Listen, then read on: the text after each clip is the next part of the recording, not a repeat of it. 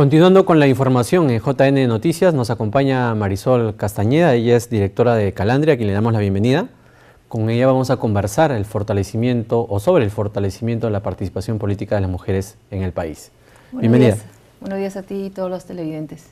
Primero, coméntanos, ¿de qué trata este convenio en el que se ha suscrito entre Calandria y el Jurado Nacional de Elecciones? Sí, bueno, Calandria tiene como objetivo, como visión, misión de su trabajo, precisamente siendo una asociación de comunicadores sociales, generar metodología y estrategias que permitan visibilizar temas y actores que son vulnerables, que muchas veces son invisibles en la agenda social y política pública del país. Y en ese sentido, conjugando esfuerzos con el Jurado Nacional de Elecciones, vamos a desarrollar estrategias de comunicación, vamos a apoyar las acciones que tengan que ver con fortalecimiento de la participación política y ciudadana de las mujeres, ¿no? Calandria pone entonces los 34 años de experiencia que tenemos en estrategias de comunicación dirigidas a los ciudadanos, y el jurado, bueno, la experticia y siendo un ente rector en todo el tema electoral. Hace unos días tuvieron una reunión con representantes y con el titular del Jurado Nacional de Elecciones, asimismo con otros movimientos de la asociación civil, como Manuela Ramos o Flora Tristán, en el cual llevaron un conjunto de propuestas para sumarse al anteproyecto del Código Electoral que promueve nuestra institución. ¿De qué trataron estas propuestas? Sí, quiero destacar 4. Y en primer lugar, agradecer la disponibilidad del doctor Ticona. Creo que hay mucha disponibilidad, no solamente de él como el líder de esta institución, sino de la institución en sí para la apertura y diálogo con la sociedad civil, que es muy importante, ¿no? Quiero destacar 4 puntos. 1, la incorporación del principio de igualdad y no discriminación, precisamente en el proceso electoral, que aunque uno puede decir, bueno, está en la Constitución, está en la Ley de Igualdad de Oportunidades, es importante ratificarlo en todas las normas que están referidas, en este caso, al proceso electoral, porque lo que tenemos que garantizar es que todos los peruanos y peruanas tengan acceso a la posibilidad de postular y ser elegidos sin ninguna discriminación de sexo, edad, o orientación sexual, religión, etcétera, ¿no? Eso es lo que se quiere reafirmar con eso.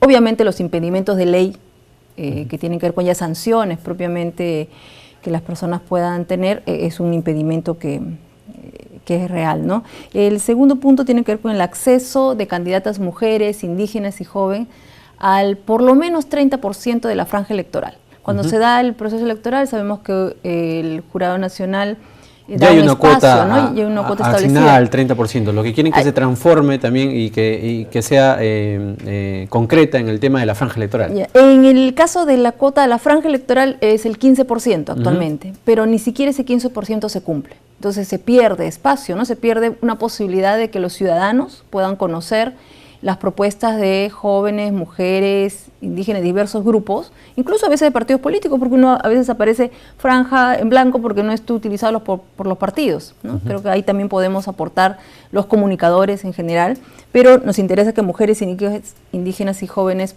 mujeres puedan aprovechar esa oportunidad. El tema luego de la prevención, sanción del acoso político, ¿no? ¿Tienen ustedes incidencias sobre el tema de acoso político? O sea, ¿hay incidencias en el historial, digamos, de los procesos electorales? Exacto, data, ¿no? 4 de 10 mujeres candidatas han sufrido acoso político en las elecciones. Existe un documento del propio Jurado Nacional de Elecciones en las elecciones pasadas, 2014, ¿no? Se hizo un estudio a nivel nacional y hay data, evidencia de 4 de 10 mujeres, hay denuncias concretas. La propia Yamil Osorio, que es la única gobernadora regional de 25 regiones, la única gobernadora regional, denunció durante toda la campaña acoso político, ¿no? Entonces uno dirá, ¿qué es acoso político? El acoso político son todas esas estrategias que a veces utilizan precisamente los pares varones para limitar la participación de las mujeres, que puede ser de que a veces no las invitan a las actividades, no las invitan o no les dan cuenta de la hora, el lugar donde se va a realizar determinada actividad. Muchas regidoras están siendo cuestionadas o vacadas porque hay una serie de inasistencias, pero muchas veces porque no les hicieron llegar la invitación.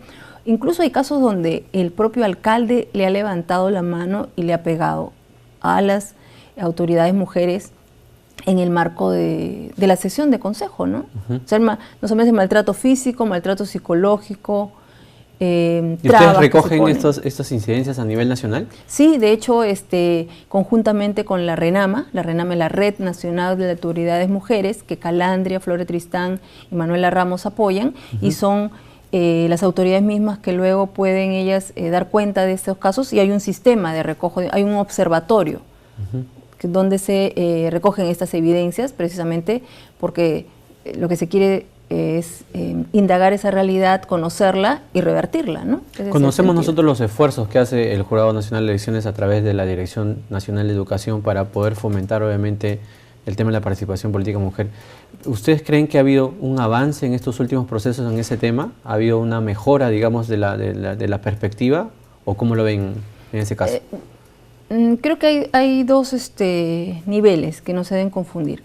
De hecho, cuando nació la ley de cuotas, eso fue un avance y la participación de las mujeres en ese momento creció, ¿no? Creo que ha sido el momento más alto donde ha habido candidatas y autoridades mujeres. En los últimos años, sin embargo, a pesar de la ley de cuotas, la participación política bajó, ¿no? No solamente por el costo político, sino porque muchas veces esa participación se daba de relleno, ¿no? Al no ver el tema de alternancia, entonces ese 30% se ubicaba en el 30% inferior y eran mujeres que nunca iban a ser elegidas, ¿no? Y entonces las organizaciones, las líderes de organizaciones de mujeres y las que vienen incluso de partidos políticos se dieron cuenta de eso y entonces ha habido menos participación. Eso por un lado. Por otro lado, creo que los partidos políticos no han, y el Estado no ha invertido suficiente en la participación, en la capacitación a mujeres jóvenes, tanto de los partidos políticos o ciudadanas. Es importante porque en política no se puede improvisar, ¿no? Uno a veces da cuenta de autoridades varones o a mismas mujeres que son elegidas como regidoras o como consejeras regionales y recién el primer año aprenden cuáles son las funciones del gobierno local, del gobierno regional, qué pueden hacer, qué no pueden hacer. El segundo año ya empiezan a hacer algunas cosas y el tercer año ya están pensando en la reelección.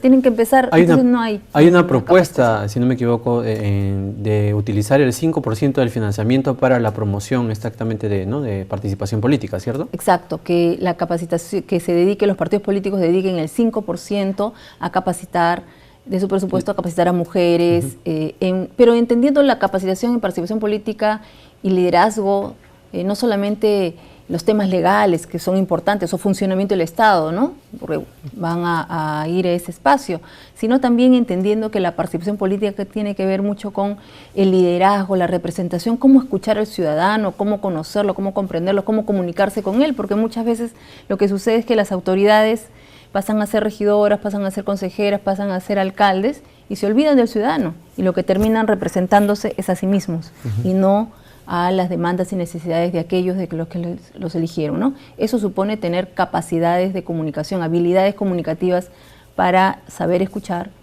y saber informar también.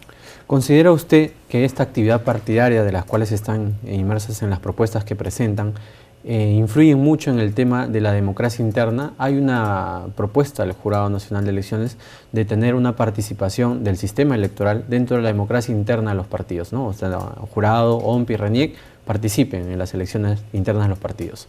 ¿Influiría esto en las propuestas? Sí, de hecho, nosotros creemos que si nosotros apostamos a una democracia donde todos puedan participar, opinar, la democracia entendida no solamente como un sistema de normas y reglas, sino como una cultura del respeto, de la convivencia, no se puede proponer en la sociedad lo que no se hace al interior de una organización, ¿no? Siempre digo, nadie da lo que no tiene. Nadie puede decir para afuera lo que no practica. Y en ese sentido es súper importante el trabajo del Jurado Nacional de Elecciones para incidir en partidos políticos que sean más democráticos, que sean más dialogantes, que sean realmente espacios de diálogo democrático.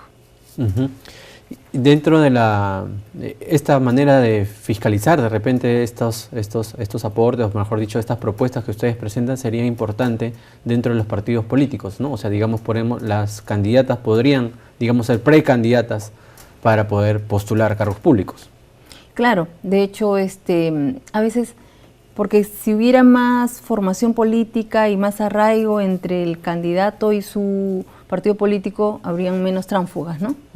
Porque la relación entre el partido político no solamente es la estructura, sino la visión, la misión, cuál es el plan de gobierno al que aporta.